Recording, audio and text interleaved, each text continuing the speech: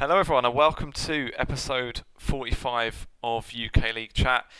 Just me and Tom on this time, just a bit more of a chilled episode. Last one of the year. There's obviously not that much going on right now, so I thought we'd just have a bit of a review. God, I can't even say it. Bit of a review. Just How much have you drunk already, Lee? Come on, literally one sip. So we've got a couple of beers. It is a laid back one. If anyone drops in the Twitch chat, they can crack one open with us. Just a celebration really for us to have got through a year together. As it's been a year since we've basically, you were officially a co-host, and somehow we've kept the partnership and we haven't, driven each other up the wall just yet. Yeah, there are a couple of rocky moments. T being one. Just that was the deal. That was close, so close to the end. Yeah.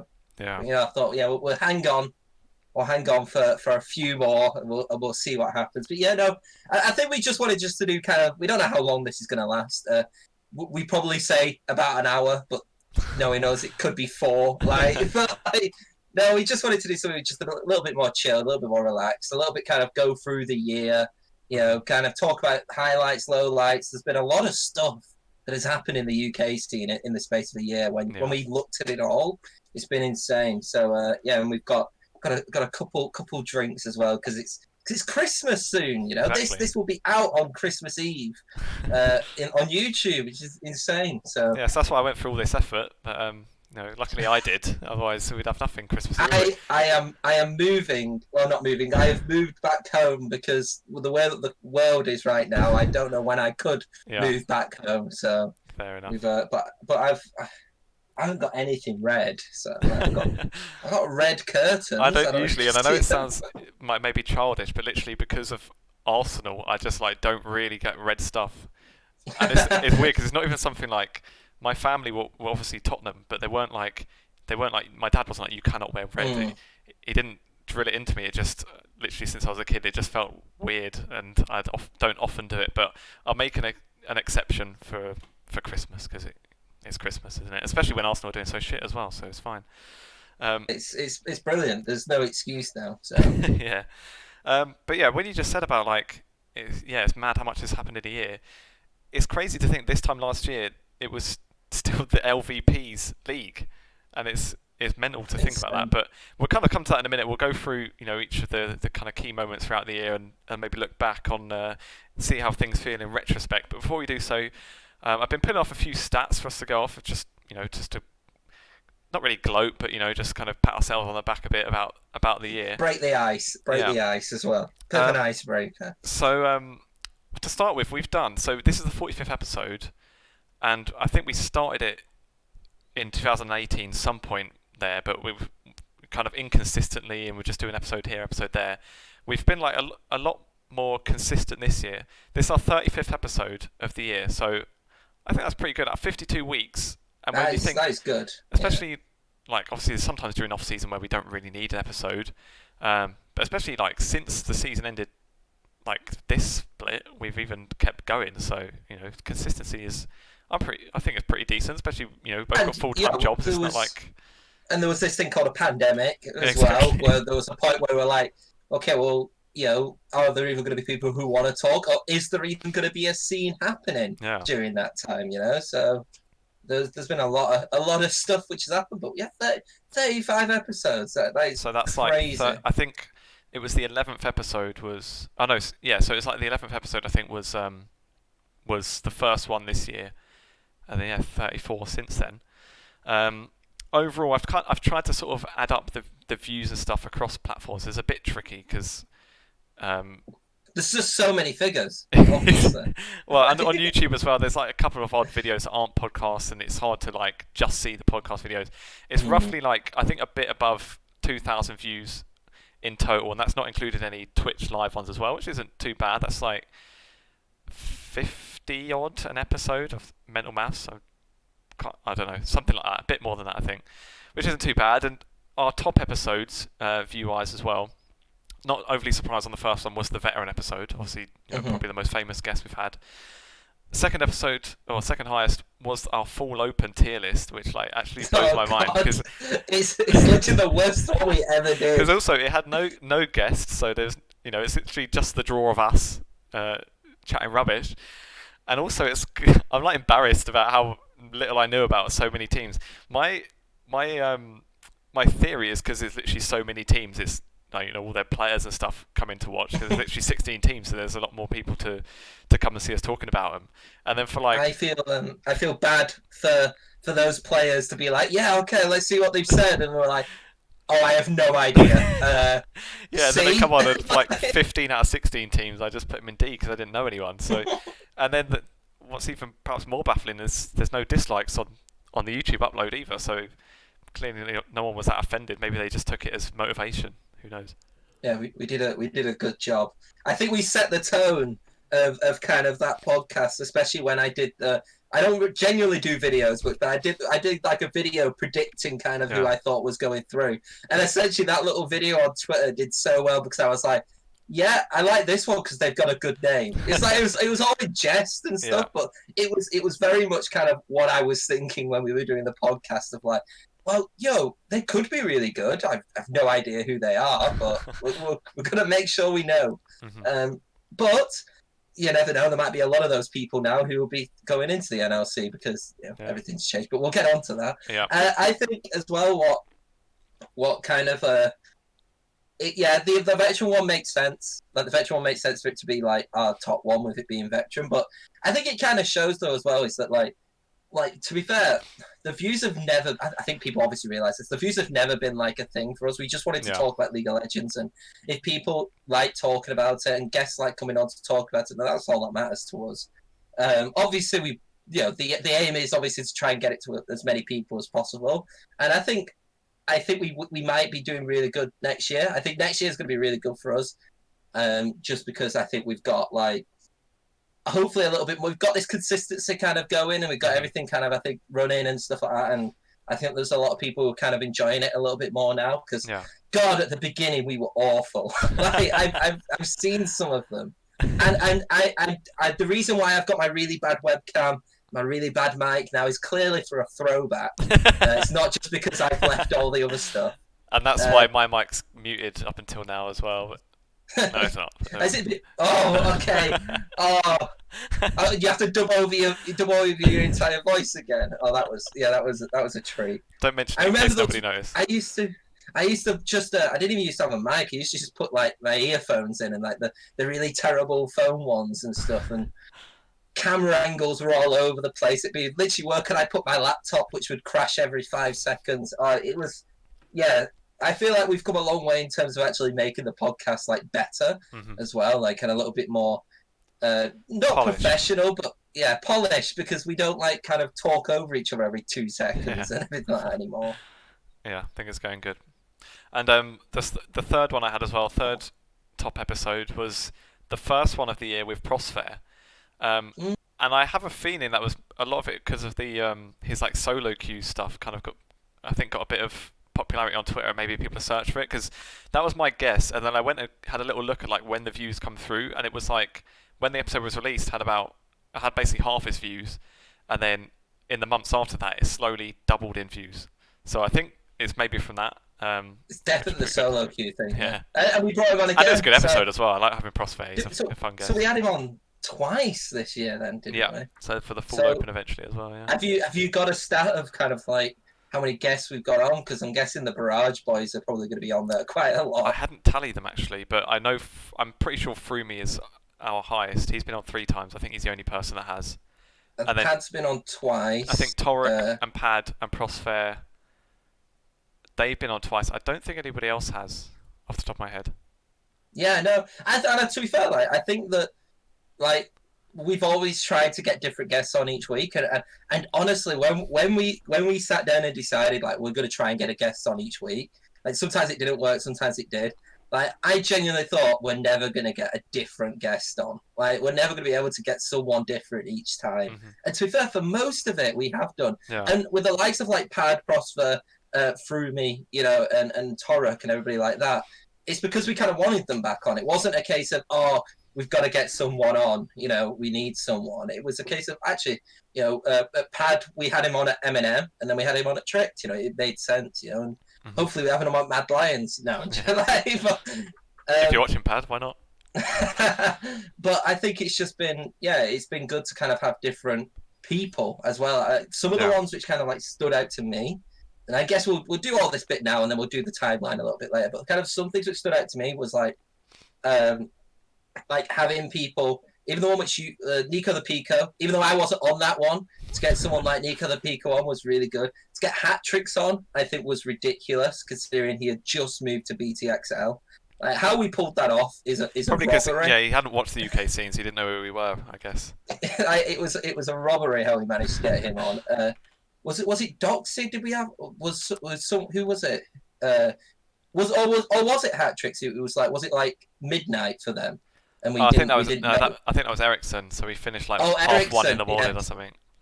Because it So was Ericsson for his commitment. because I remember it was like the only day we were all free was after their matches on a certain day. So it basically had to be after the broadcast. And he's an hour ahead, so yeah, a bit unlucky for Ericsson that time. Hopefully he didn't have anything to do the next morning. So yeah, there was. I liked how he had like even having someone like like when we got Crane on, Goldbug, or some of like the casters as well. It was kind of good to get. I feel like we got a good mix of not just having a player on. We got kind of coaches. We got did we get an owner? I can't remember. I don't know if we got an owner. Oh, we had Jeff. Oh yeah, we did. We had Jeff on. Yeah. So yeah, so I think it's really good that we kind of had like a mix of people. Yeah, definitely. And hopefully it continues next year. And kind of while we're on that kind of meta topic, I suppose, without giving away too much, because there are going to be some changes to the podcast next year. So what I'll say is just for anyone to make sure they are keeping up with the podcast next year, I say just definitely follow us on Twitter, as soon as possible. There will be some sort of announcement quite soon, podcast related. Don't want to give too much away, but yeah, as Tom's hinting at, hopefully having more viewership next year if possible. So yeah, Exciting. Stay tuned. I'd say, and follow us on Twitter so that you make sure you don't miss it. I'd say my favourites, always, I think, not just saying so will come back on, but I think Pad episodes are always good, just because he, just anyone that is, very outspoken, obviously, not even just from like a perspective of trying to get content or anything like that. It's just, fun, you can kind of tell some people when they come on are a bit more reserved, and there's nothing against that. Obviously, there might be certain things they don't want to rock the boat too much, but it's always just funny when people do. Yeah, exactly. And I think another one as well, which kind of like comes to my mind was Fittle, because Fittle was another one where it was like it was honest, but so chilled. It was one of like so with us sometimes it's a bit difficult because when we're actually trying to get a guest on, we have to kind of gauge kind of what type of podcast we're going to be getting. Is it going to be more of a serious one, or is it going to be kind of more of a laid back, jokey one? And to be fair, most of the time it starts off like an interview, and then we just kind of chat bollocks essentially for the next 40 minutes. Yeah. But I feel like that started right from the get go. So that, and like I said, there's never been like really like a bad podcast. There's been podcasts which I think we've come out of and said, yeah, we should have done better. And so I think especially some of like the older ones. Like I can't look back at some of the older ones now and be like there was one time where you, and this was again because we weren't used to it, where you interviewed someone for about 30 minutes and I was just stood there like. But now I just kind of there's a thought I'd just say it, Yeah. But at that time I was like, oh, I'll just wait until he finishes. It's another question. It's like 30 minutes of just me just nodding essentially. So it's good how things have changed like that. Have you got any more stats though? That's the interesting. Those are all of my stats at the moment. I don't know. Oh. Oh wait, I didn't say about the countries most listened as well. I'm betting you can probably guess. Well, not specific country, but the first region that I'm guessing the most. Is it the UK? It is, yes. Oh. Second. Is it Denmark? The next three are all Nordic countries. Okay, got to try and guess. Is it Denmark? Denmark are third. Okay. Sweden? Sweden are not in the top 5. I'm not actually sure where they are. I only looked at the top 5. This is like Eurovision. Norway, surely. No. Iceland, and they're our second most listened area. Wow, Iceland. Yeah. So it goes UK, Iceland, Denmark, then Finland. Then Finland, yeah. Yeah. And then So all the Ents fans, yeah, right? and then the US after that, which my guess is like it's probably just Surza watching it, and that's like making up all of the US numbers. Um, on the barrage I topic, don't know. I think Barrage have a lot of US influence now, though, don't they? I feel like they're making a habit of getting someone from the US no, now. Frumi's in the chat as well.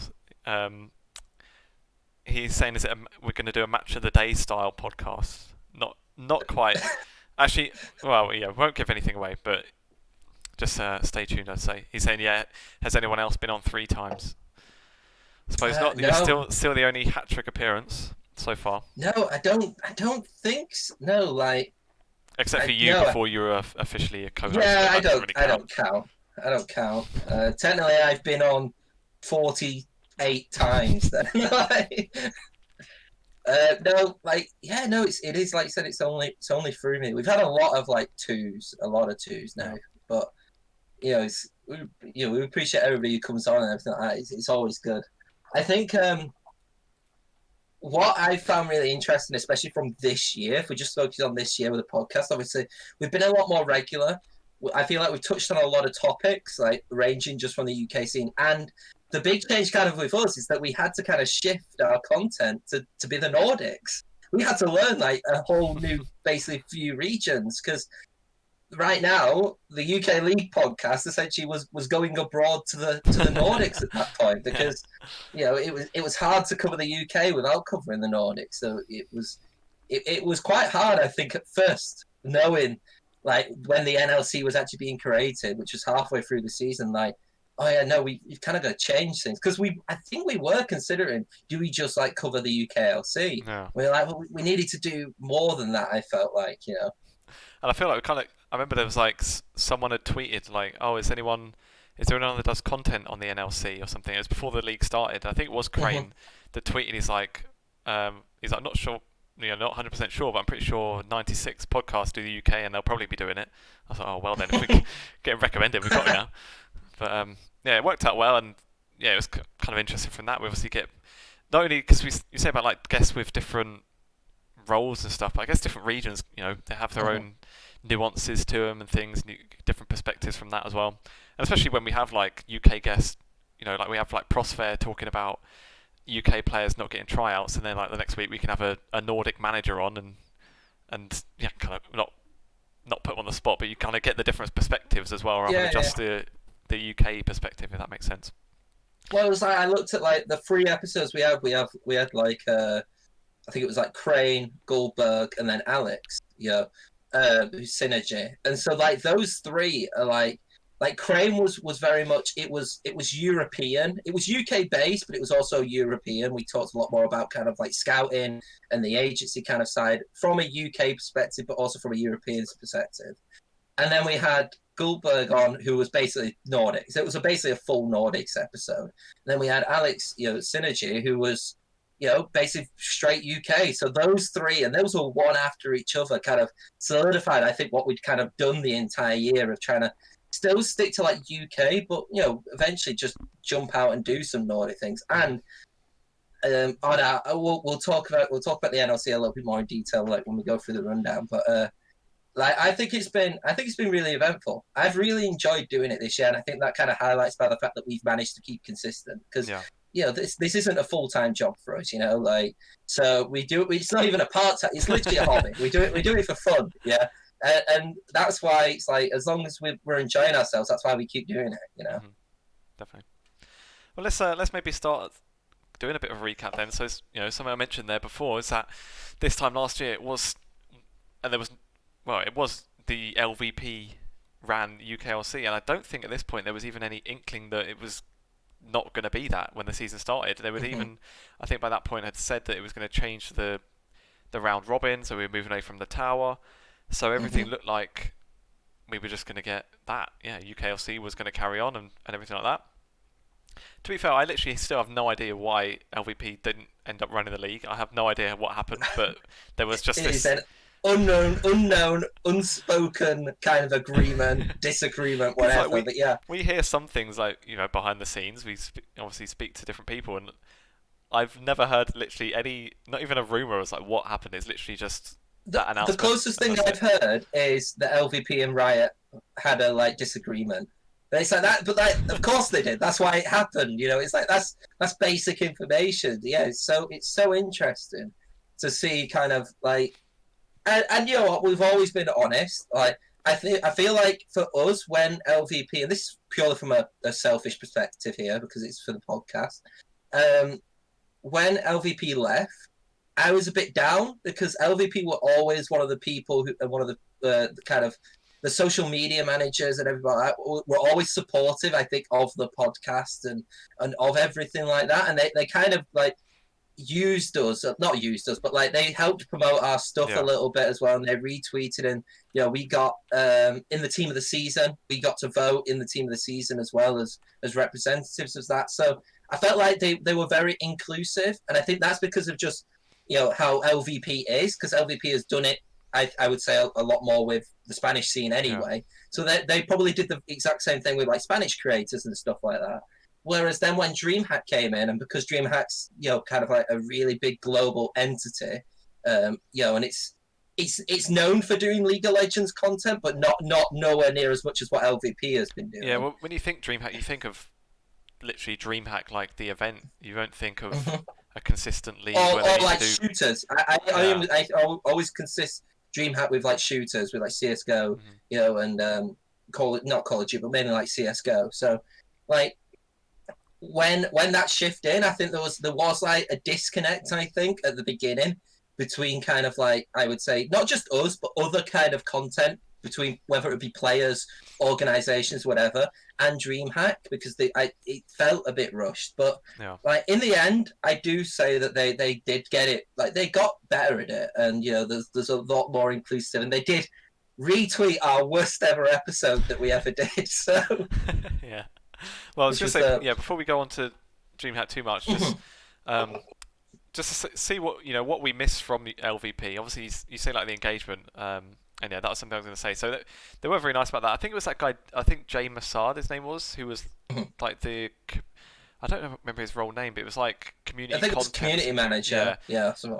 And he was one that did the team of the split and stuff. So I think it might even be the case of Dreamhack just getting one person to do that kind of role. And for one person to do it sort of team in the split, it doesn't seem like the biggest task in the world. But we'll come on to that obviously more. Obviously, we've missed the tower as well. We can't really go an episode without mentioning it.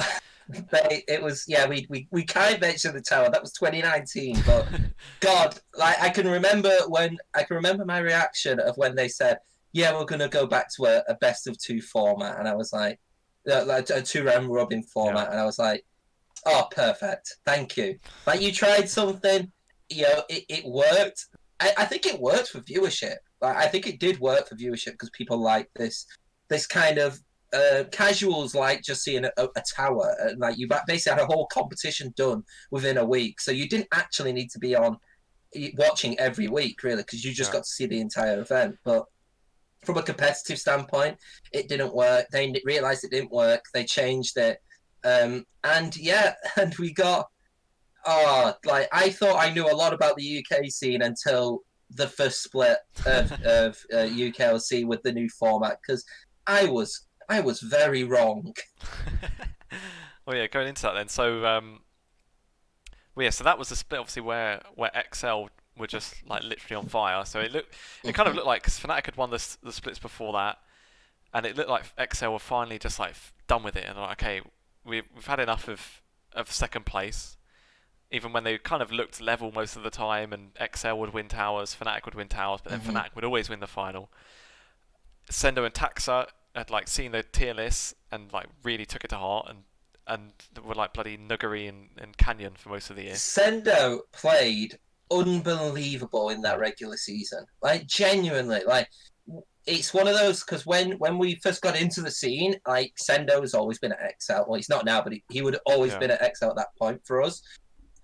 And so I always heard the same things of he's there because he's got a big name. He has got a big name. He's got quite a decent following for someone who's never touched the LEC or anything like that. So one game for G2. I think it was. But he was never great. And people kind of always underrated him, I would say. I don't think I don't think he was ever the best top laner, but that regular season. Like, honestly, you could have told me that he was, because he was unbelievable. And it didn't help. It helped because Fnatic just didn't look good at all as well, especially at the beginning. It was so surprising to the fact that Barrage were one of the best like teams in that split. For me, was like shocking considering I ranked them like so low. He had him last, didn't you?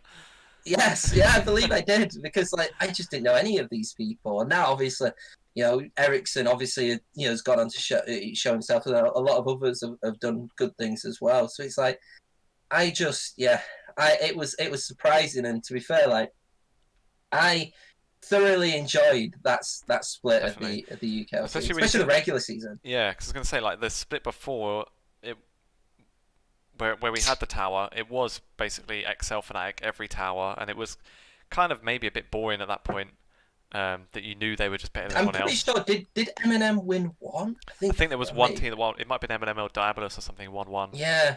But other than that, it was like they basically just won every time, and especially when you've got that kind of tower format where you can play the same team a lot of times throughout the split, and they were still just never losing.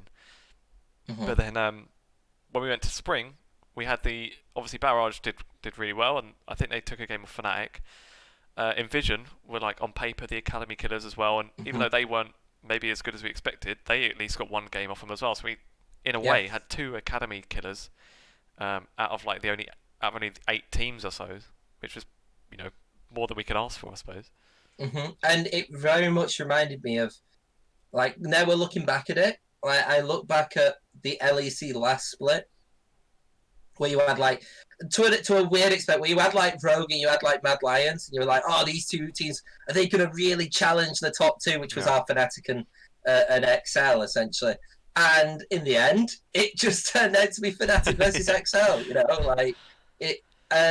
But what an entertaining kind of ride, because Fnatic, they were, like I said, they were not looking great, and they weren't looking great all the way up until the finals. Yeah, because something I didn't realise until I was kind of looking back, just as like a bit, just kind of get myself up to speed for this episode, was that because Enclave, that split as well, were also, their own meme where they were like 0-13 until pretty much the last game, and they literally won one game in the whole split.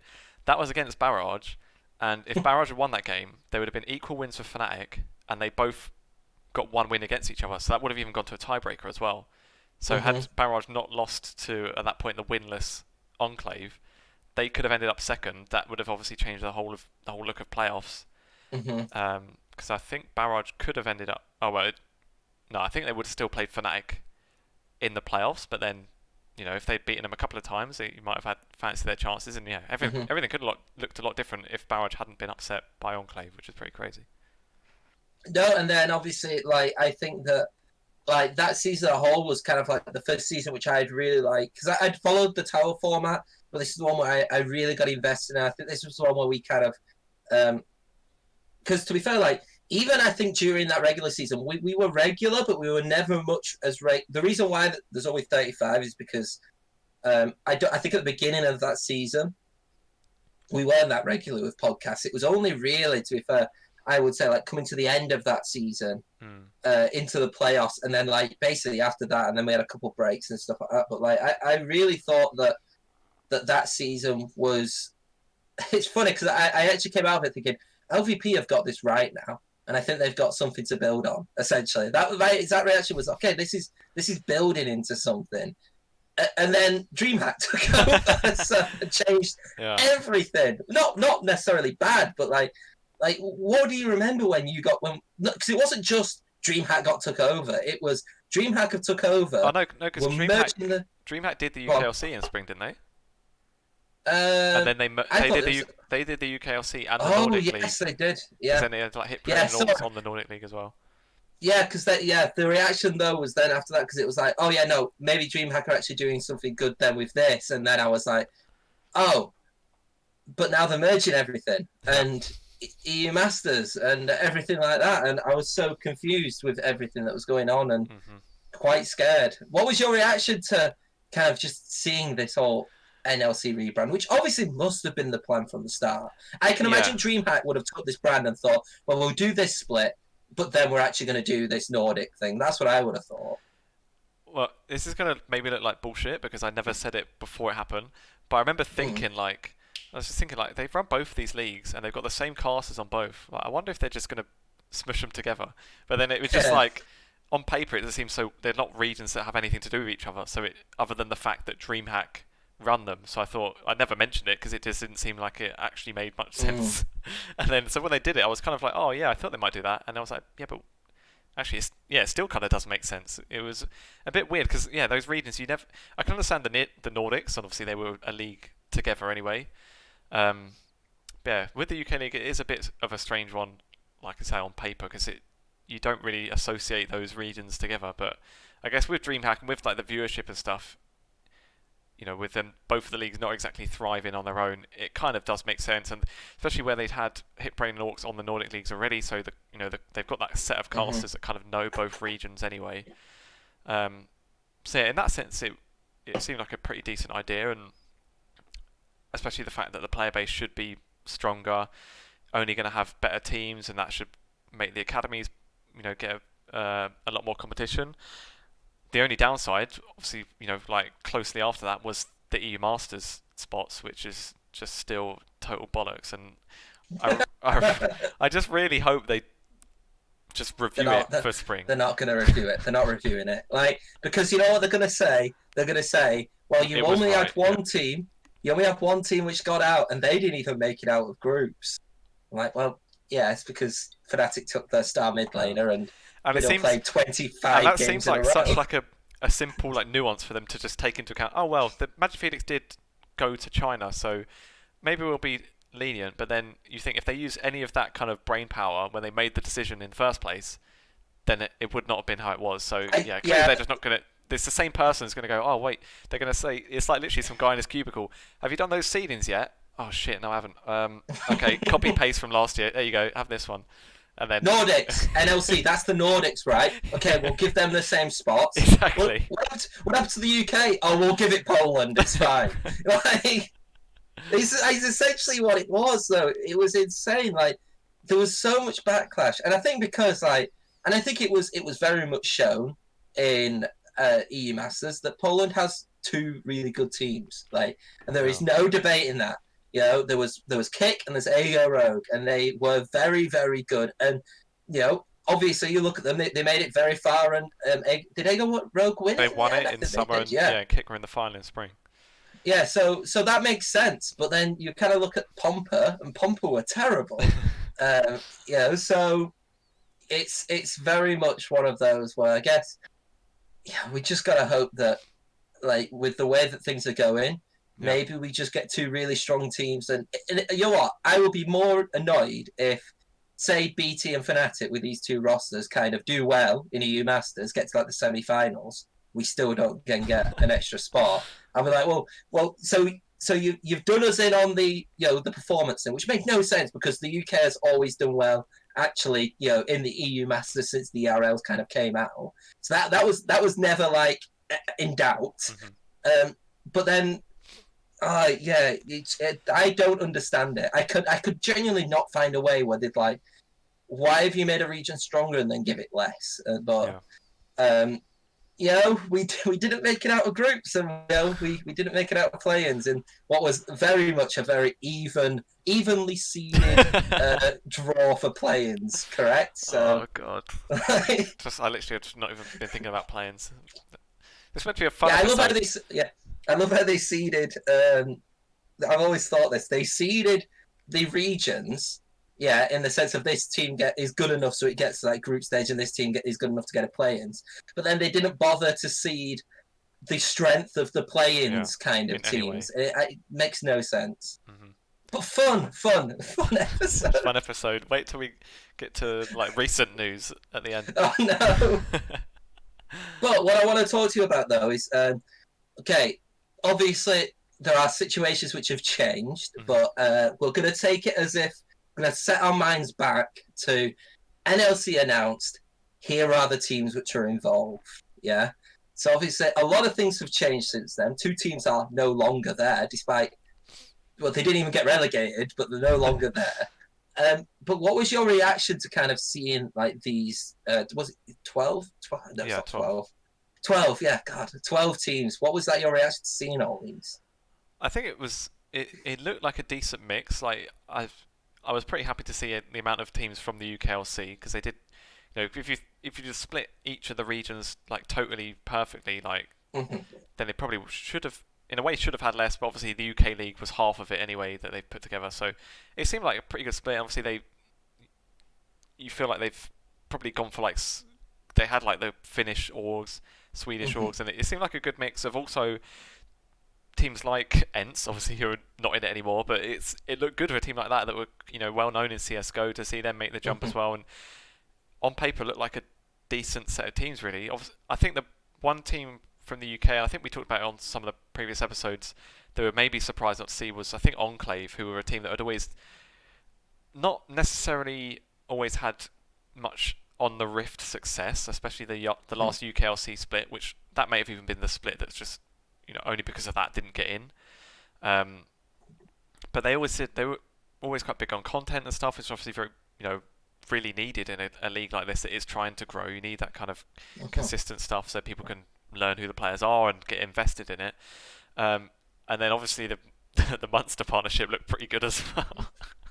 It did look. No, it looked like all jokes aside. Yeah. That Munster partnership, I was very, very happy to see that because I was like, it's a rugby side going into League of Legends. Isn't that very interesting?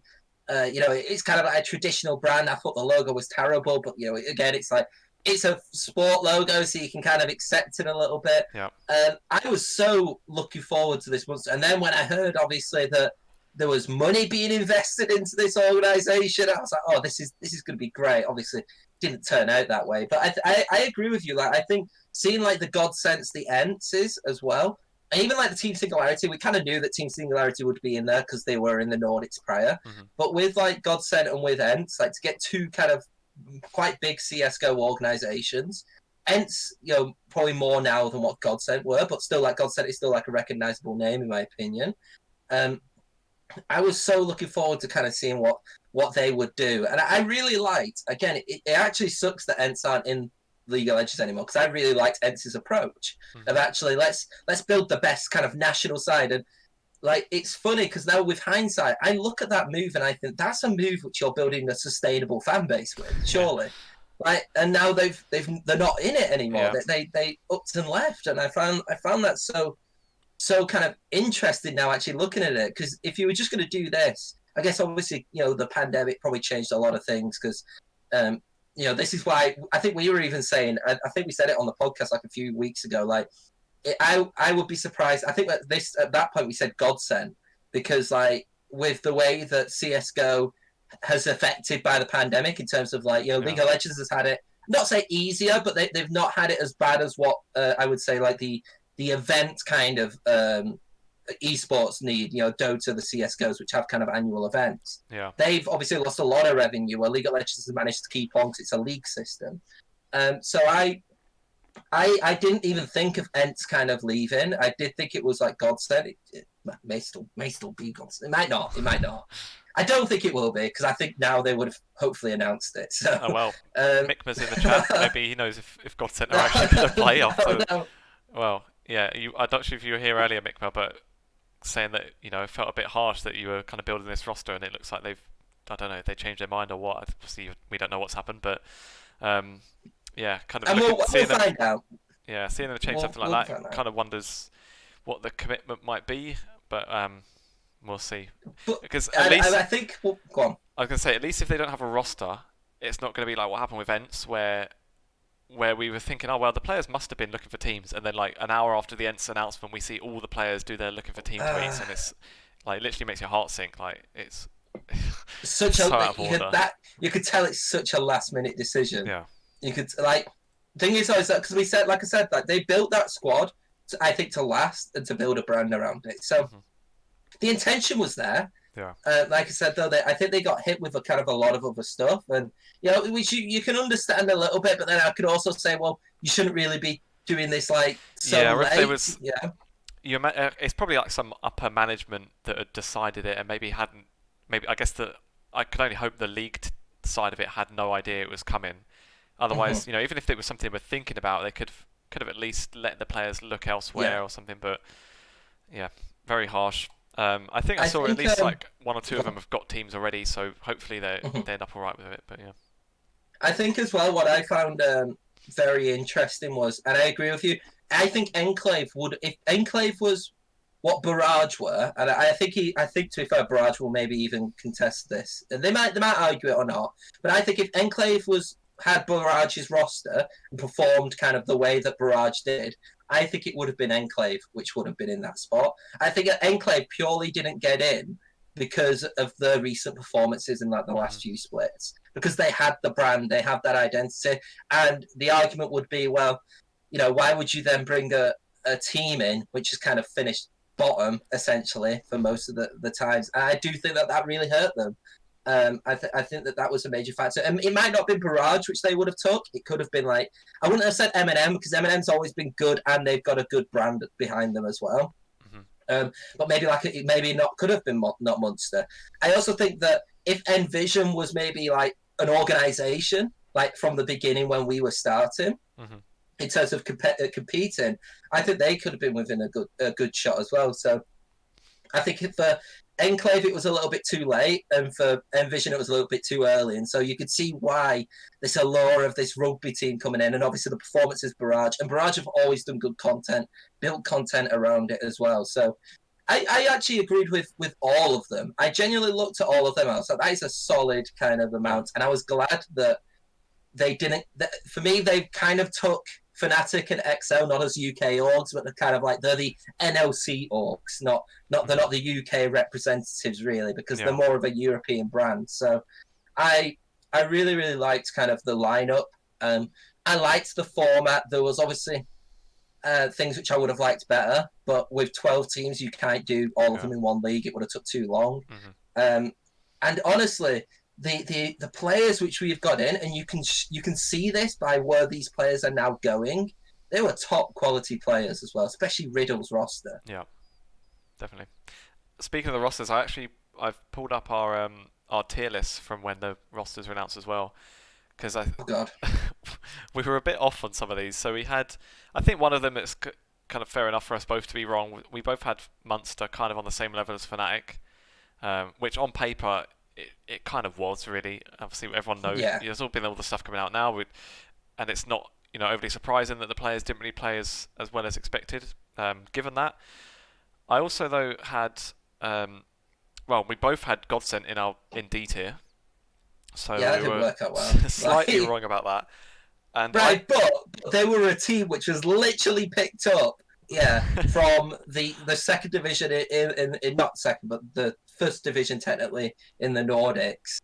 Of course, we were going to put them in D Mhm. tier. I didn't know they were going to be so damn good. Like, And no one did really. Yeah, everyone was kind of no. slating Godsent for, and not necessarily for picking up those certain players, but just for making the team in the way they did. Of just okay, these And you guys know qualify what? for something. Yeah, let's have them.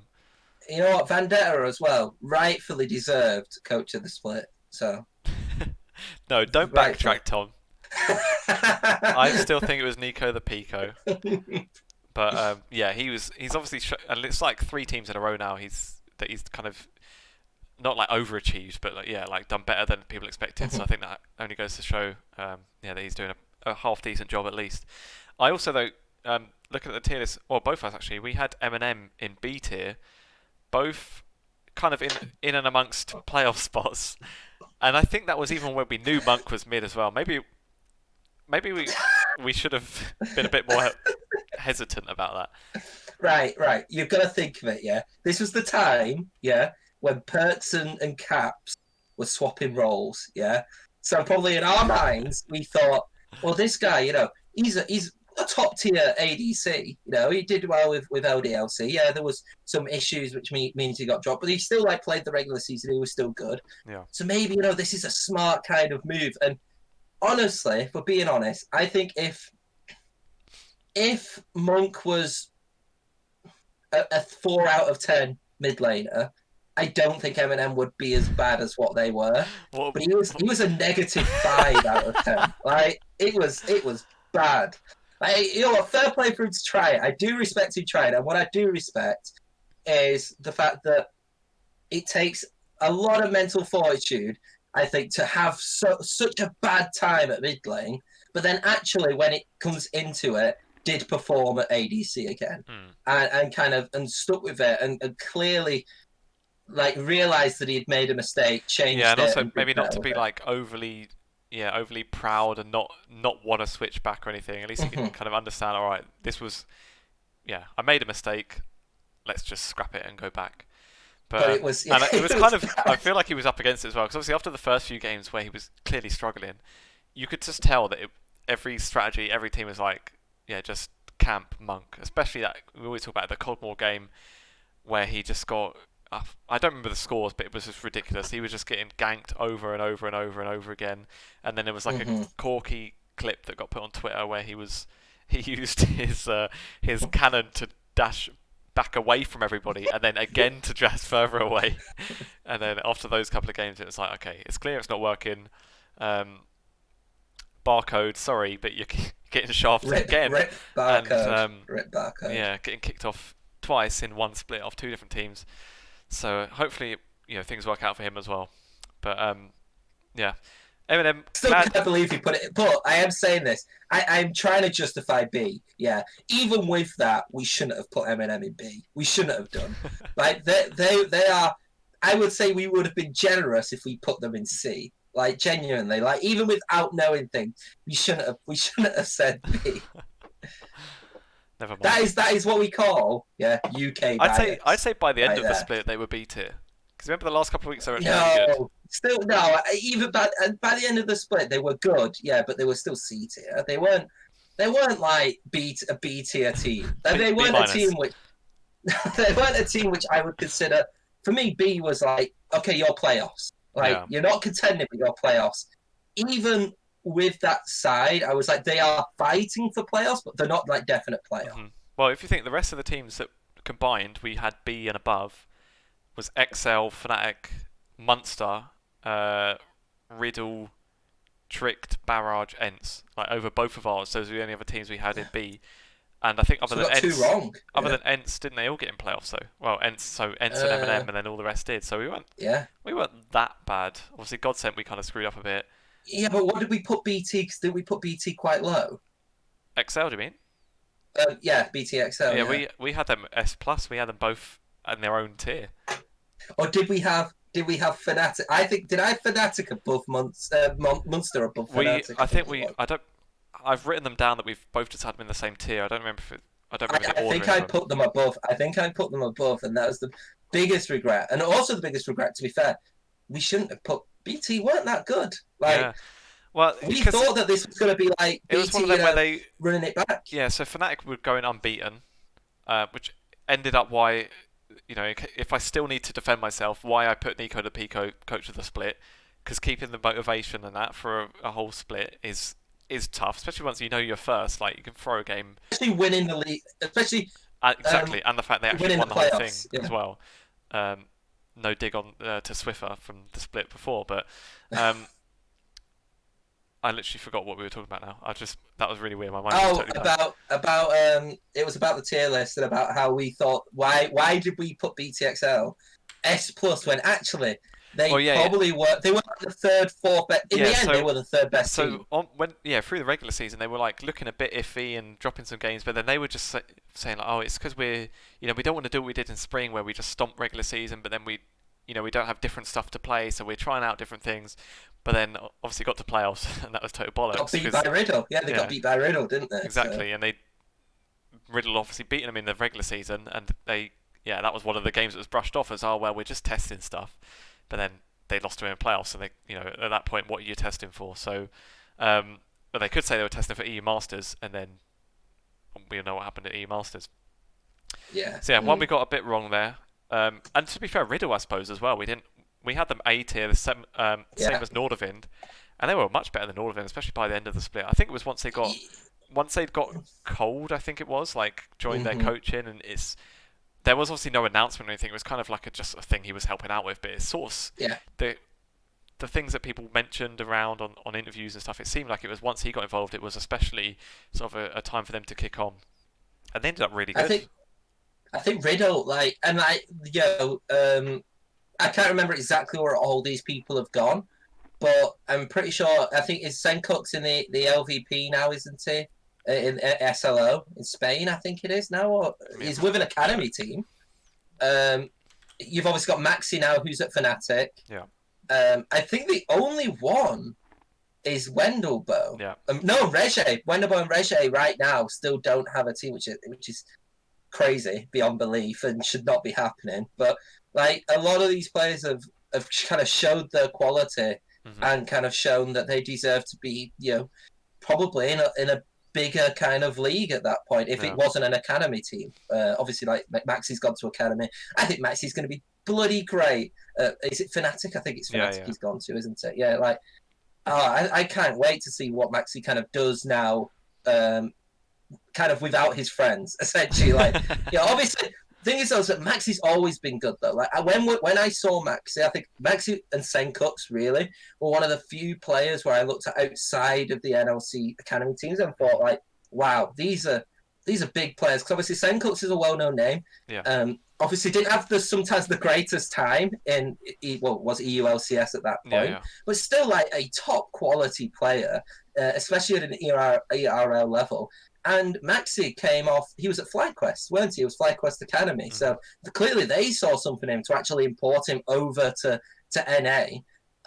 Obviously, it didn't work out well for him over there, but still kind of shows the quality which he has. And obviously now Fnatic have seen that and picked him up. So, like, you actually look at hindsight, that team was so good. Like, it yeah. really was. hmm And they kind of showed it obviously in the full open as well, where it was like Riddle 2.0 with Barrage and like kind of were expected favourites and then just went and won it. So It's one of the greatest marketing plays Barrage have ever done. Like genuinely, because you know what? Yeah, they were going to win it, but it looks good. It looks good for them. It was smart.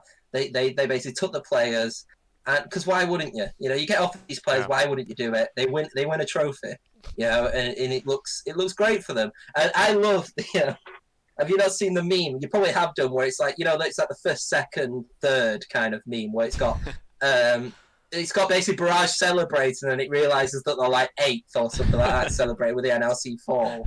I love that because you know what? It's fair play to them. They really did hype it up. Yeah, there's some criticism about probably the quality with NLC fall, but they won it, and that's always going to be there for them. So if the NLC fall does get more competition in the future, always going to have. I mean, Fnatic won a world championships, and people still count that, don't they? yeah. So hmm I refuse to dispute that world championship wasn't legit because half the world wasn't really in it, and Korea wasn't a Yeah, nation at that and point. So they literally didn't call it the World Championship either. So it was like the you know, Season 1 Championship. Yeah, well, like you say, it was like no Korea, no Chinese teams.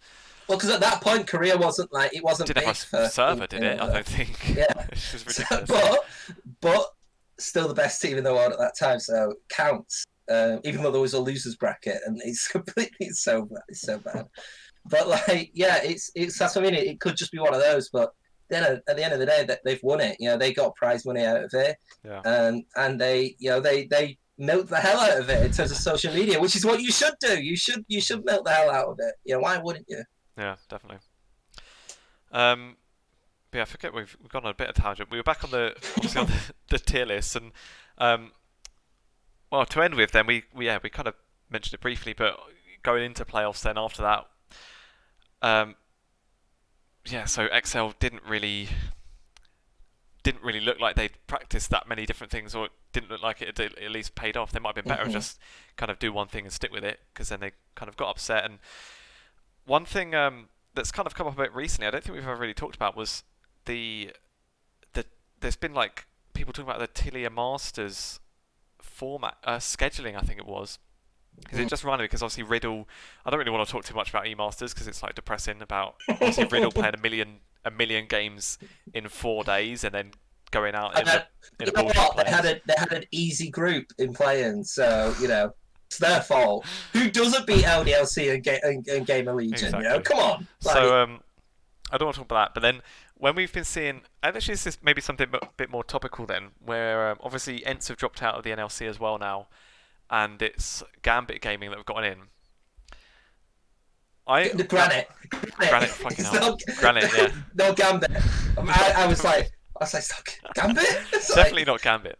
But so when Cova got in, it was kind of like people were like, oh, it would have been nice if it was maybe Envision because it's a UK for UK swap, but we get it. Cova won Tilia Masters, it makes sense. So then Ents dropped out, and then they've gone, okay, so who was second in Tilia Masters? Granite. Let's put them in. And then UK League Twitter was like, no, fuck this. This should be Envision. This is unfair. Mm-hmm. And I was kind of thinking, well, is it that unfair? And like when I looked at it like that, it seemed like, okay, Granite makes sense. That's how you've done it on the first one. So that's how you do it for the second spot. They were second place. That's fine. And then I saw people saying about the scheduling, and it was not something I realised at the time because obviously the UK teams didn't do that good at Tilia Masters, but then they'd had like a mini sort of riddle experience where they'd had their fight because it was. Yeah, their finals were really, really I'm late. pretty sure it was the day before Tilia Masters started because it was when I remember I was talking about on an episode where we were trying to work out like when is the UKLC final because Tilia Masters is in like 2 days, and the rest of the leagues had like a week off, so I can kind of get a bit now. I think there's especially a couple of guys at Envision that seemed really not upset but frustrated about it when the stuff was going off on Twitter a few days ago. But something that I think we hadn't considered. And it wasn't something I even sort of realised, to be fair. But I don't know if you go like that. But then the fact that I can maybe see if Envision were in like the top 3 or 4, and then maybe say, okay, at this point bring a UK team back. But they were like 6th, I think, or something like that. Yeah. Even Munster Academy were ahead of them. So I don't know. I think it would be a bit of a push. I think the top 2 at Tilia Masters still makes sense to have the next spots, and then we'll hope that when there's no coronavirus, because I'm pretty sure it's still going to be around for the next few months, but at least everyone kind of knows where they stand, and hopefully the scheduling is not going to be so weird in spring because everyone's going to be planned ahead of it. So hopefully there's just going to be everything's normal, league-wise at least, and the scheduling is going to be fine, and there's not going to be any excuse of scheduling that we've used obviously for Riddle for the last 3 months, and everything's just going to be a bit more fair, if you like, because obviously there are valid excuses if your team didn't get as much rest and as much practice as everyone else. I think there was even patch changes and stuff for Envision, which was another thing. So hopefully that kind of stuff is squashed. I do think right. So I'm going to point out and say that I actually don't agree with kind of what the UK seems to be saying. I don't think Envision should have got a spot. I don't think you should get a spot just because to fill a quota. I think you should fill a squad for the best performing team. And in Tilia Masters, those 2 were the best performing teams.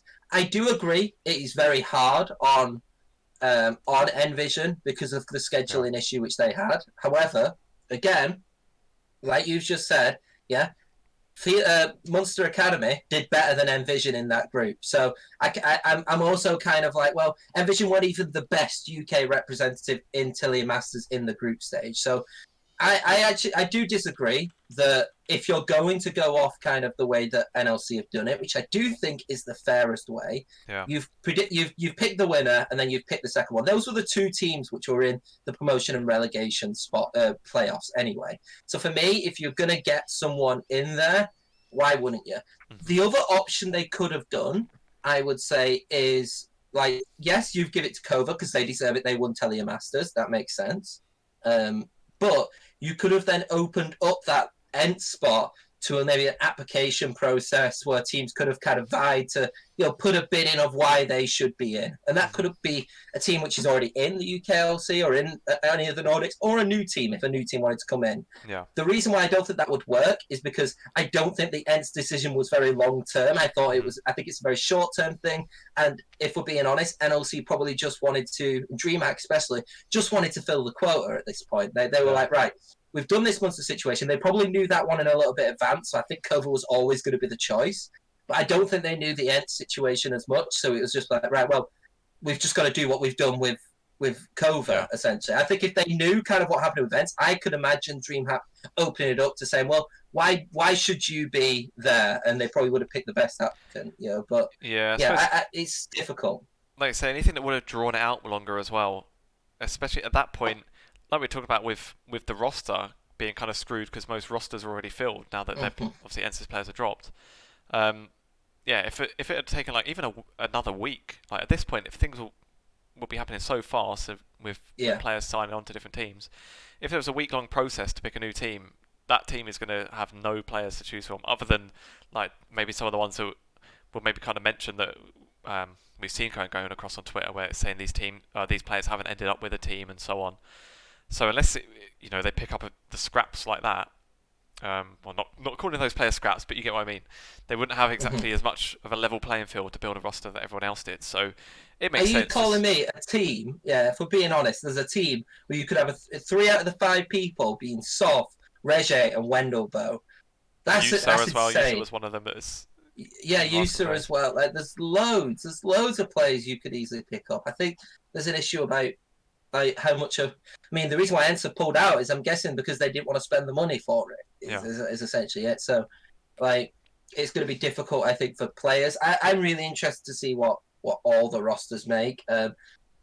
If I was an organization now, and I'd feel sorry for who they also got as a jungler, but purely from maybe a PR perspective, I would pick up Soft because you've got a yeah, great player there, and you look like a good organization because you've kind of give him the opportunity he deserves, kind of thing.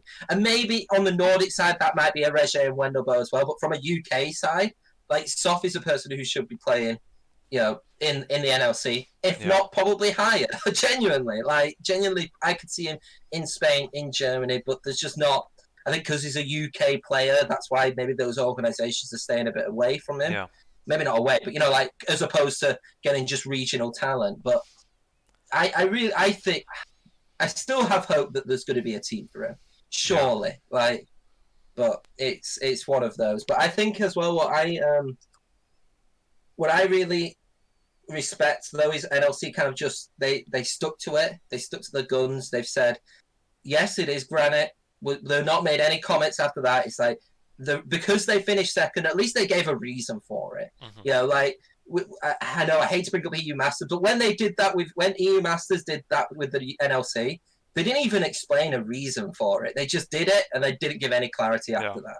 Yeah, but it's like it wasn't even like because of Poland's really good form or anything like that, or they might give like a little thing, but there was no transparency of why Hmm. they decided to kind of downgrade the NLC essentially. It's But funny because I always had this view like we see like the Champions League. They've got like the whole coefficient algorithms and they work out how strong a league is by how well the teams play. And in my head that was like how EU Masters. I figured they must have some system where if teams finish in this place to it it, earns them yeah, this and then when that came out I just realised okay I've just been like totally know 100%. I yeah. thought the exact same. I was like, oh, it just goes off EU Masters performance, which Hmm. which for me makes total sense. Yeah. You get 20 points if you finish first. You get 10 points if you finish in the semi-finals, and it just works out like that. Uh-huh. Not obviously to that amount, but like roughly how it goes there. And I thought that would have been the smarter thing to do, but no, they their argument is that well a region can change every year, but it's like well that doesn't matter. Like you should I think for me it should go off past performances, and maybe they did go off past performances. They just went off the Nordic team's past performances.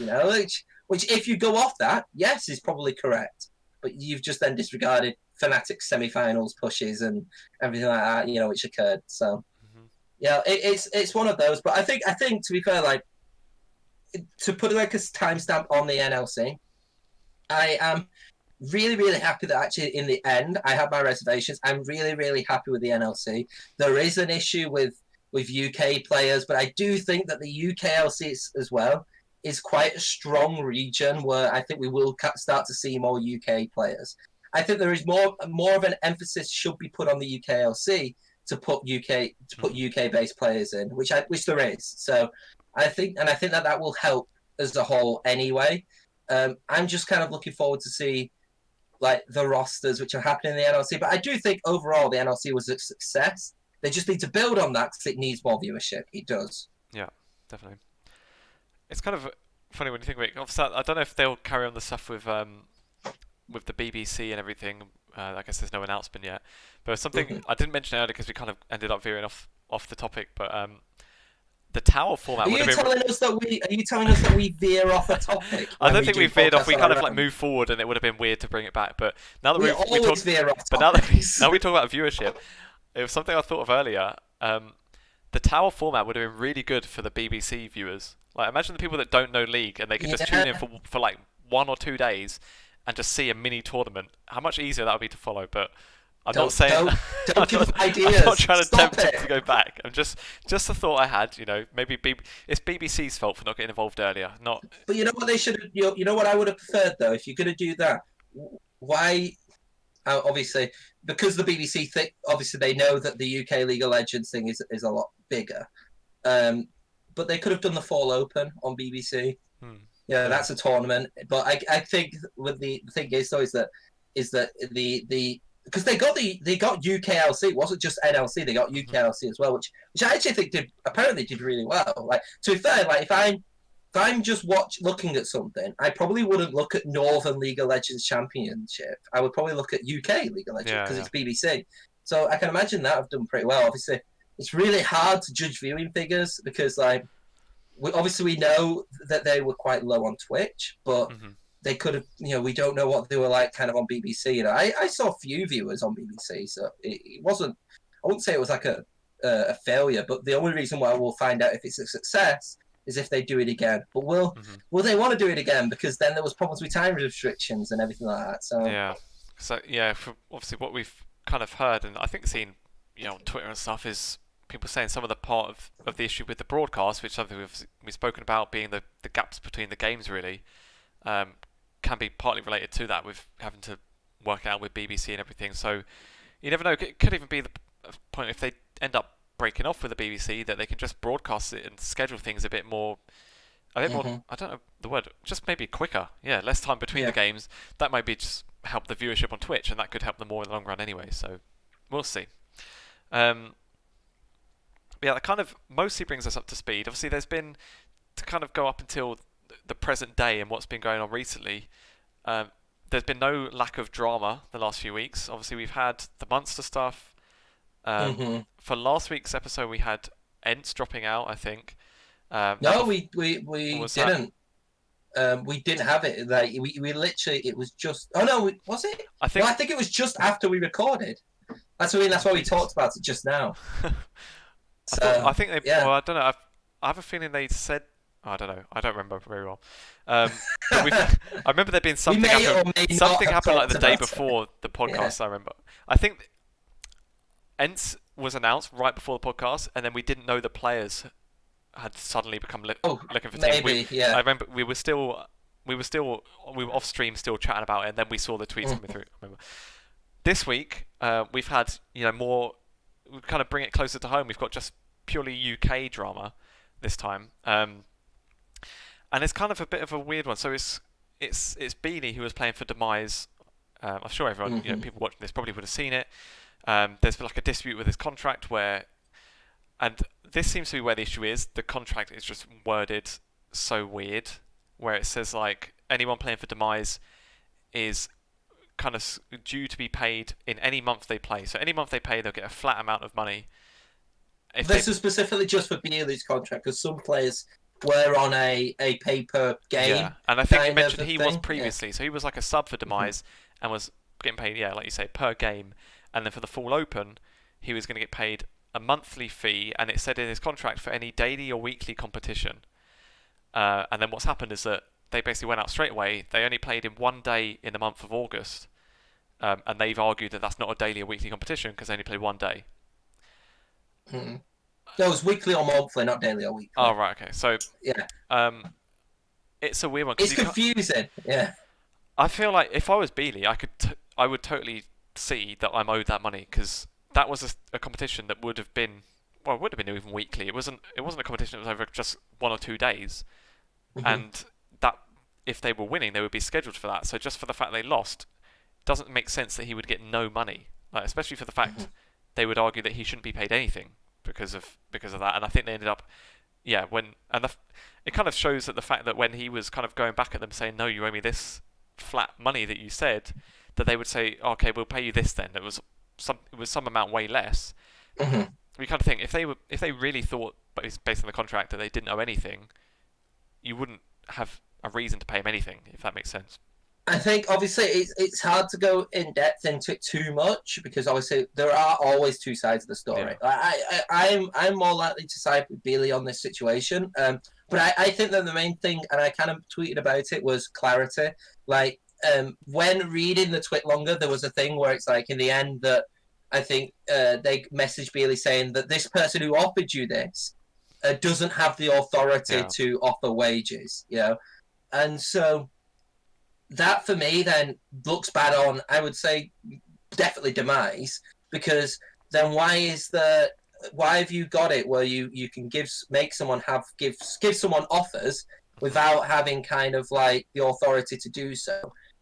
Whether you're saying that or not is kind of up to debate. Whether it's just like, oh, we're just saying that now, but I think that like what that kind of shows is that you kind of, from a UK perspective, you need more structure in organisations. There was clearly a miscommunication between the organisation itself, between possibly what was being offered to Bailey. You know, and maybe Bailey should have looked at the contract and maybe sorted out a few of those little Nixon butts the entire way through. But I think at the end of the day, it's on both sides, and it kind of just for me highlights how kind of like a rodeo still the UK scene is a little bit, where it's like there's no full structure for some of these sides. And I'm not saying that that's just the UK orgs. It's probably like the Nordic orgs and stuff. Obviously, we've seen the thing with Ents. Like Ents is, if that is true, like what we're inferring, that Ents have literally said, right, we're not doing it anymore. All you guys, you know, that's it. You know, that's bad. That's bad communication from the way down. So. I don't think Demise were actually meant to be malicious at all. I don't think Demise actually were intentionally trying to hurt. I mean, I hate to say it, but it's not like a feeling situation where you can clearly see that maybe there's something which has kind of gone wrong, like morally and ethically a little bit. I don't think Demise actually intended to do that. I just think what it was, it's a massive like miscommunication, misunderstanding. With regards to what is a serious topic, which shouldn't have been misunderstood and shouldn't have been mismanaged. And so you just hope that either Bailey gets at least some more money out of this, which he should get from the contract, really, in my opinion. And then also Demise learn from this and actually kind of have at least a proper system where you're not having someone say it. And if they've just said this, that actually, oh, this person didn't have the proper authority when he did, that's also bad. So you really should sort that out as well. And I think it just kind of, both sides need to look at this, and Bailey needs to kind of, I think, be a little bit more careful with kind of future contracts. Hopefully he learns from that as well, because the wording was very weird. But then Demise also learn actually from like a structural point of, right, this is how we actually should handle contracts, and it should come from the top down, definitely. It feels like it was something like if they were playing in the UKLC and they gave that contract, it would be totally clear. Like, it is a weekly competition. If the final week ends on the 1st of August and you play that game, it's a weekly competition. You get the money. Yeah. And it seems like they've probably not really thought about it. They said, okay, we've got new league tournament. Let's use the league contracts, and hadn't maybe thought about that. I tweeted, I wonder if it may be something that Dreamhack could help with to help and try and avoid that happening again. Maybe if they could do like contract templates, because I'm pretty sure Riot used to do it with like the LCS, like in EU LCS as well. So I don't know, maybe it could be something that's helpful, but yeah, just like you say, kind of lack of clarity, and yeah, it's kind of harsh. It sucks from both sides. It sucks from both sides as well, because like I said, and this is just purely me. I could be completely wrong. And like I said, I don't think Demise intentionally wanted to scam Bailey out of money. I don't think they did. Alternatively, the same could have been said, like, you know, Bailey kind of wanting to change the contract to a league thing. I don't think Bailey intended to get more money out of this. I think what the intention was that if he was playing per game, they could actually, if they got far in that competition, be paying a lot more than what this other contract would have done. Again, so it's like it's a complete misunderstanding. We don't know the ins and out of it from like the organization's point of view. If there is one thing I would want clarity from the organization. I don't think we're going to get it, but you would hope that maybe like something's been reached, as well, and that everything kind of gets sorted out, because I do want to see what the organization's point of this is, because it's hard for me to kind of. Right now, I'm siding with Bealey, but am I only siding with Bealey because he's got all the information and the evidence? But then the organization could say something and be like, actually, while I don't agree with the organization at this point, I can understand at least where this was coming from. So It's a sucky situation.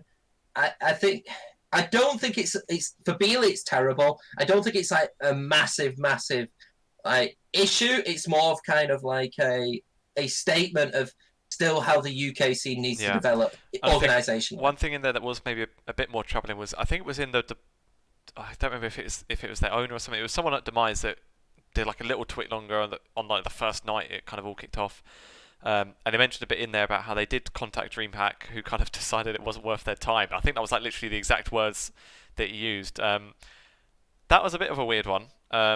I can imagine them looking at the contract and thinking like, these guys have just written it so weird. Like they do. I don't know. What could you decide on that? Because both could be right. Even if it said daily tournament, if they go out on the first day, it's not really a daily tournament for them. But then from Bealey's side, it should have been a daily tournament. So I can see kind of both angles. So I think based on that contract, one thing that maybe should have happened is that, because there was this part in it where Bealey said like he wasn't maybe too sure about the contract, and then he checked with someone on Discord, and they said no, you'll be fine for that money in August. That's the kind of thing. If you look at the contract and you think there could be anything misleading or written wordly, once you get that confirmation elsewhere, I guess push for the contract to be worded slightly different, and then just have a new version of it to sign instead, so that there's no shadow of a doubt. Because it even happened like, I kind of like a bit off topic. Like personally, I had a flat rental contract where it was due for a certain amount, and then the landlord basically said, we don't want to rent any longer, because I think they were selling the house or something.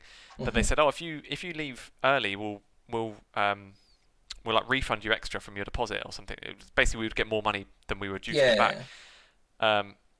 So then I was like, okay, that's good, but I was kind of like triple checked with estate agents and everything to kind of get it in writing and not have it be at the end of the day they say, oh well, the contract said this, so actually we don't have to give you whatever else we said. Because verbally they don't, but it was actually a written contract. But it's like, I don't know, like it's a mistake, and I think the best thing from this is I just hope that everybody kind of learns from it.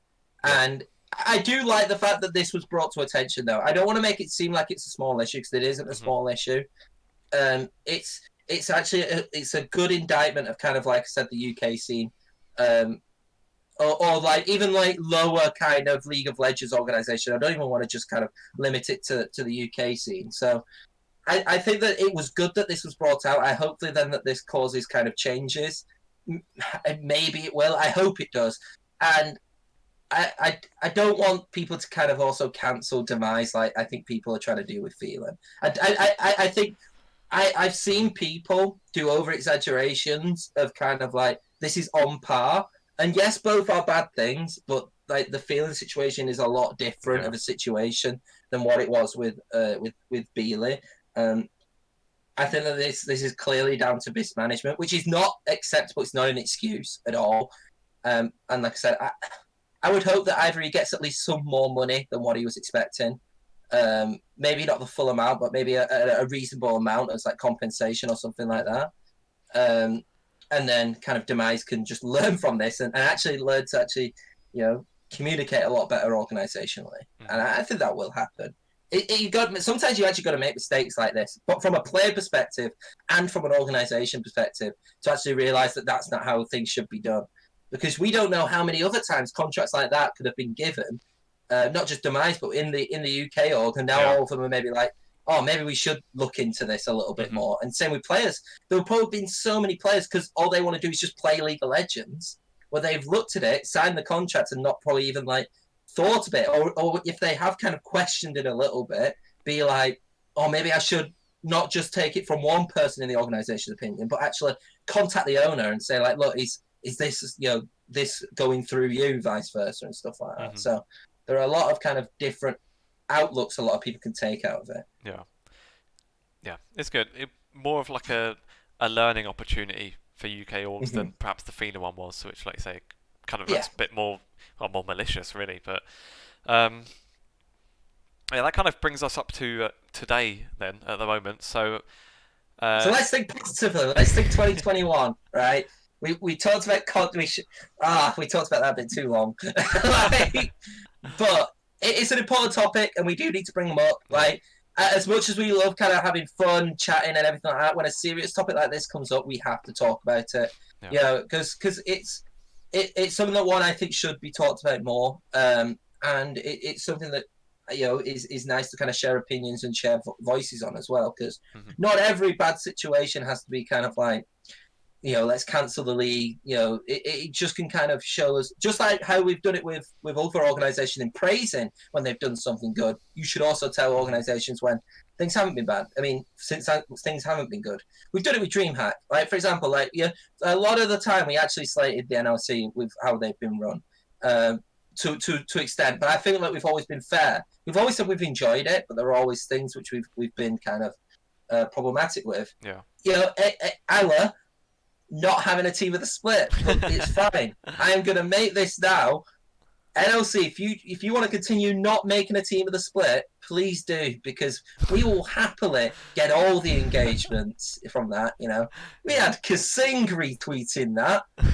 And of course, NLC would love Kasing to have retweeted an NLC team of the split, but Yeah, like we say, we kind of mentioned about the flame that mine got, but listen, they're all impressions. They all count. So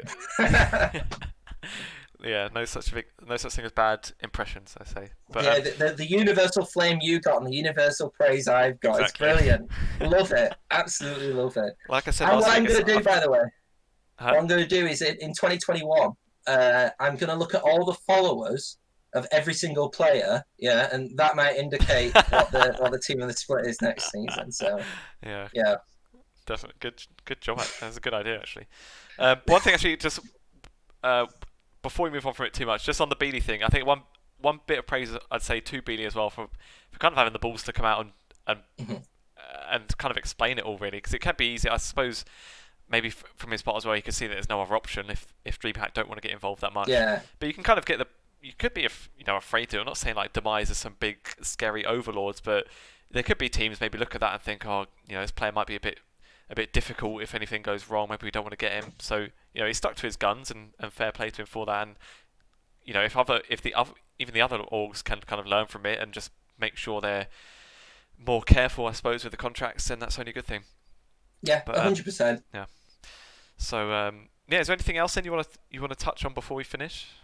Well, I wanna give us obviously, because we've planned this totally. How about we do each just two predictions? I was going to say three, but I can't think of three. Okay. 2 predictions for 2021, which won't spoil any future plans which we've got. I'll do maybe some NLC predictions then. Okay. I'm not going to go full flipping crane and say that there's going to be no UK teams in like the next year, but I could see there being a team that gets relegated this time. Because like if you think last time, I think it was Singularity in the end that were pretty close. They went like to 5 games against Kova, and we've seen. No, I haven't seen anything about the rumours other than about the roster. Sorry, other than Excel Fnatic. But from what people are saying, it seems like a lot of the higher tier players have gone from the league. That's kind of maybe its own discussion. Maybe something to cover on an episode. Maybe when the rosters are announced. We've got other content to fill. We can't have it all in this one. Exactly. We'll save it. So it seems like maybe some of the rosters might not be that strong. That could help some of the UKEL Masters teams have a better chance. So I wouldn't be surprised. Well, that's not really a prediction. So I'll be a bit more ballsy with it. I'll say I think a team will get relegated next split. What's another good one? Maybe if we look at. Well, I'll do one now, so you don't steal everyone. Okay. I think that either Fnatic or BT are going to win EU Masters, which I think is. I don't think it's as bold as a prediction as I think what a lot of people think. Hmm. Well, no, I think a lot of people actually expect BT and XL to do really well. I think either one of those teams actually, it would be disappointing if they don't. Even just looking at those teams, they should be competing. So I think that actually we're going to have a UK organisation be crowned EU Masters champion, and I think that will be so nice for us to then in summer get 2 seeds. Like, God, or we imagine. might get 2 group stage. We might get 2 group stage this time, Yeah, so you never know. that is an improvement. Um, what's another good one then? Oh, and by Have the you? way, this is when we have the tier list, and then it's going to be like, oh yeah, BTXL, probably a B tier. Yeah. Is this a segment you'd planned then, Tom? Have you got two predictions you had in mind? No, no, Because no. This is all top of my head. Can you not think of anything oh else? Oh, I'll do my other one then. yeah, you go for Okay. another one. I think that. Oh, I can't. I'm on the spot. Okay, I've got a bold prediction. Okay, go on. I think that by summer, Dreamhack will still run the league. I think we'll get through a year and a half at least without the league changing hands. That's pretty bold, I think. Hey, same format, or are you going? Are you going Same same format organization? as well. Wow. Okay, that's the boldest one we've got because you know what? I genuinely will think. I think if we get to the end of this split in the upcoming split, and I'm like, we're doing the same format, I'll be like, right, am I dreaming? Is this? I'm used to change now. I'm not used to this like same format stuff. Hmm. You even look at like the LCS now that they've changed their whole format and everything like that, but they change their playoffs at least every split. So used to change. Okay, well then my other one is that I predict that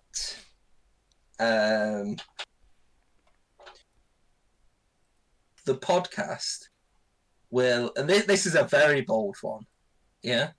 Mhm. I think that we're going to get a Fnatic and BT player, XL player, on the same podcast next year. I'll let you Like arrange that one. both as guests. I think we're going to get both of them, and we're going to have them. What we're going to do is we're just going to have them battle and tell us which one is the better roster. It'll be We're just going to leave it like that. Arome and Febevan, and then the winner of the debate gets back in the LEC. We'll and then the added thing onto that is I bet you we will have arranged this. It will be our biggest podcast ever, and then I will message Lee the day before and be like, "Oh yeah, sorry, I can't do it, mate. You're on your own." well, that bit Which seems to happen with that's not some every sort of big one. prediction, Tom. You've got control over that. That's hardly a prediction. It's just telling me your evil plans. That is. No, I would genuinely like to do that next year, and it might not happen. But if we could get a BT player, a BTXL player, and a Fnatic player, Fnatic Rising player, anyway, I think that would be really, really cool to have them on one podcast. Mhm. It may never happen because we find it hard to just get one of them on. Imagine then telling them that you're also going to have the opposite kind of team you're competing against on as well. Could be an issue. We'll But see. maybe also like in the future as well. I think I don't know. Maybe I was going to say maybe what people would think about this, but right now we're an hour and a half in, so I'm guessing nobody's listening at this point because we've rambled for so long. But I think it'd be really cool to kind of get like if we have like an upcoming matchup, kind of like getting 2 players from opposite teams and kind of staking their claim of why they think that they will win. Without obviously a bit of fun, but without obviously revealing like oh yeah, because we're gonna pick Anivia. But like I think that would be a really really cool kind of like little concept. So Yeah. we'll add that one to the bank. Exactly. That's good. And well, one if we say a goal then for next split is to get someone from every team because that's kind of the one disappointment I'd say from this year was that in Who did summer we miss? M&M. We still never got someone from M&M. We never got an M&M player. No, we I got mean, every team. they changed every single day, so it was hard to. Yeah, we were gonna have barcode, and then oh fuck's sake. But yeah, so that's the aim then. So we'll put the cards on the table. That's the goal for next bit at least. Obviously, after that we could maybe I guess keep that going. But yeah, we'll see how it goes. And then yeah, anything else then? Any final things before we finish up then for the year? It's been an absolute pleasure doing this for 2020. It has been a horrible year, but it's been nice to chat about League of Legends throughout it. So that's always been good. I do like to thank every guest which has been on. Yeah. So a lot of, obviously they've taken the time to come out and just have a chat, and I appreciate that kind of immensely, really. It's we could do it every episode if we wanted to, but it's nice that people have actually come on and been like, yeah, we'll chat with you about it, which is always nice, and we do appreciate it. And hopefully we can build this a little bit more. Still kind of, we just want to do what we're doing now anyway. We just want to see if we could get it to like a bigger audience and see what kind of happens. And yeah, I'm really looking forward to 2021. Oh, by the way, guys, this is our last podcast of 2020. Don't think we mentioned that. We're not doing one next week. We could do one on the. Oh, actually, I was thinking it was like more obvious. It'd be right on like New Year's. It's date wise, it's not. But no, we deserve a bit of a break. Come on. We've still be working. We've smashed it these past few months, like definitely. Because I think what happened last year was like after September and the leagues finished, we did nothing for like 3 months, and that's why there was like barely any episodes the first year. But even off season, we just kept them going. We got in the groove, and we hope it continues soon. So yeah, we'll have a few weeks off. Come back for January, and probably come back maybe, I don't know. Like I said earlier, follow on Twitter 96 so that if things change at all for next season. I think we can mention that there are things in the works, but right now we don't want to say them until it happens. Yeah. So follow follow the page, follow us directly as well. As always, our Twitters are obviously on the screen. Just so that you're in the loop, so that if and when something comes up, you'll know, and then you can keep watching as you always have. So I think with that, then we'll finish it up. And while we were doing the thank yous, I'll say a big thank you for you, Tom, as well, for being my co-host throughout the year and for putting up with me and for carrying all the episodes. Carrying all the right. Sarcasm, right? I get it. I understand sarcasm now. Great. No, I think there's plenty of there's something we've kind of spoke about off stream, but I think our synergy has got pretty good, and something I mentioned to you off stream as well. Like sometimes we are human. I get a bit. We'll be on a topic and I think, shit, I don't know how I'm going to kind of follow this up and like smoothly transition or anything, or what I could mention next. And then it seems like at the moment, like every time that happens, Tom just has something in his mind anyway and just comes in. So it works out. I think we're on the same page now. I think consistency helps as well. So we get in the groove of it, and I remember seeing, I don't remember where it was, someone saying like, for anyone that runs a podcast, you're not any good at it until you've done like 100 episodes. So we're halfway. We're almost halfway until being like a bit decent. So God. Hopefully it continues. Oh no, that's not good. Also, if the NLC ever wants us on the broadcast, we'll take it. We'll do it as well. Why not? We might as well throw everything out there.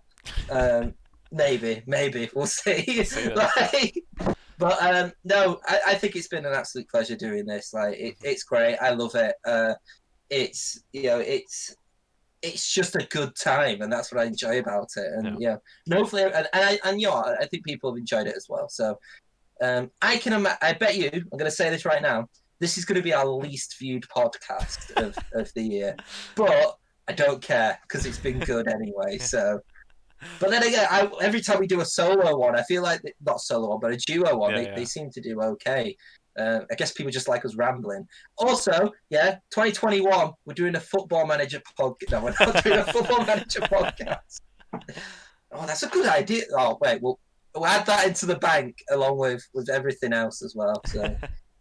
Let's see. Oh, God. Oh, yeah, a little bit of a shout-out. I don't do shout-outs much often. at all, really. If anybody wants to see me write, oh, not write, I don't write anymore. I'm an editor. I used to write. If anyone wants to see some good, I'm butchering this plug so badly.